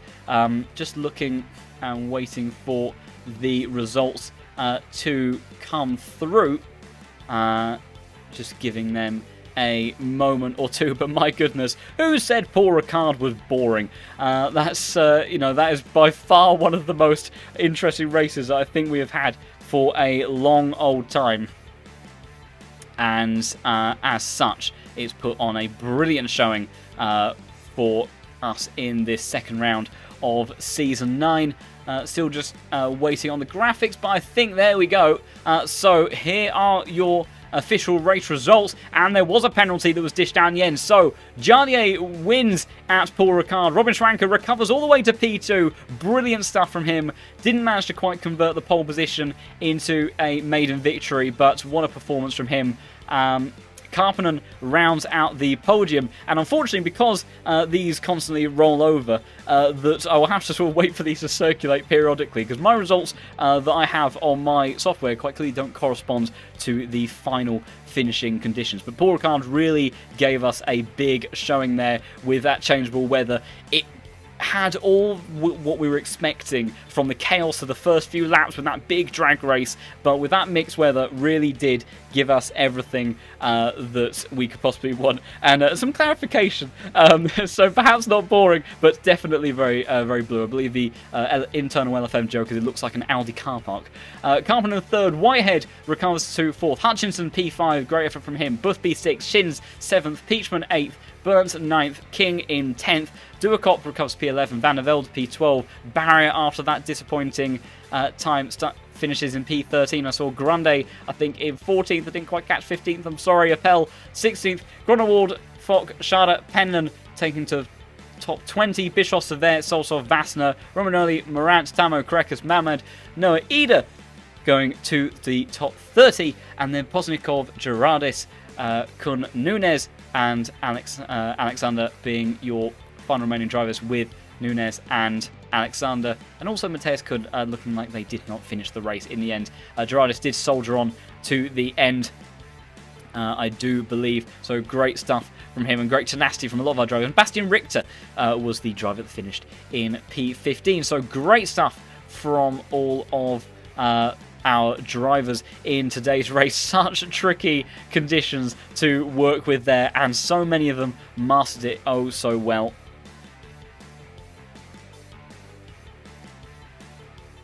As just having a small amount of chaos to try and see if we've got anyone that may come in for an interview. It's not looking all too promising, which is a little bit of a shame. It is always lovely when drivers come into an interview. If you have any close contact with some of those drivers, or those that may be streaming, I'm not going to name names, and you wish to give them a little poke from time to time to come in for an interview, then they are always welcome to. It's always amazing and lovely to hear from their perspective. But my goodness, what an amazing bit of action at Paul Ricard for all of that. Exactly the sort of race that I was hoping to come back to in the commentary box, and Season 9 showing that it is going to provide the best racing, I do believe, that we have had in the last 2 seasons of the Pro Series, and it was already spectacular. But with the driver lineup and a talent pool that we've got at the moment, and weather conditions and racing like that, that is some exceptional action that we are going to be in for a treat for over the upcoming races. Speaking of which, just to give everyone an update on the championship standings with that, Jardier now leads the championship, only 2 points ahead of Marek Shins, who has had a very consistent couple of weeks. Karpinen is in P3. Hutchinson, great stuff from him. The Canadian sits in P4 in the standings. Gronewald drops a couple of positions to P5. Robin Schwanker in 6th. Marco Bischoff down in P7. Uncharacteristic to see him so far down in the standings, but we know he had a difficult start to the season last time. He won the opening race this season. This is just a blip, and remember that there are drop scores as well. So by no means is Marco Bischoff out of any sort of fight whatsoever, and we still have 10 rounds to go in this championship. Peachman in 8th place, Darren King in 9th, and George Boothby rounds out the top 10 with Korekas all the way down in P11. Uncharacteristic for the man that finished in 3rd place in the championship last season. And also, speaking of the championship, to explain a little bit about what is on the line for these guys. You know, we see all these drivers leaving everything, kind of putting everything on the table and trying to get the best result that they can, and sometimes going a little bit over the limit in the process. And why did they try so hard? Well, other than just the pride and the glory of winning this championship and the changes to your LFM rating, there's double scores, remember, for the Pro Series in terms of how that affects your ELO. There are also some great prizes on the line. There is a Sensation Pro Actifit cockpit and €300 to the winner of the series, a Moser race wheel adapter and universal hub, and €200 for the driver that finishes in P2 in the championship, and a fantastic chair from Noble Chairs for P3 in the championship, as well as €100. So that's why all of these guys really are leaving nothing on the table. And if this has piqued your interest, you want to get involved in some of the action that we have coming up next week at Watkins Glen, then do head over to the LFM website at lowfuelmotorsport.com and get yourself a license, get yourself registered, and work your way through the ranks, and you could be competing with these amazing drivers on the platform we saw this evening. And with 2 drop scores being available for the championship in the Pro Series, there is still time to get all 10 races adding to your championship total before any additional 0 scores for some of these drivers. So if you're thinking about it, you're umming and ahhing about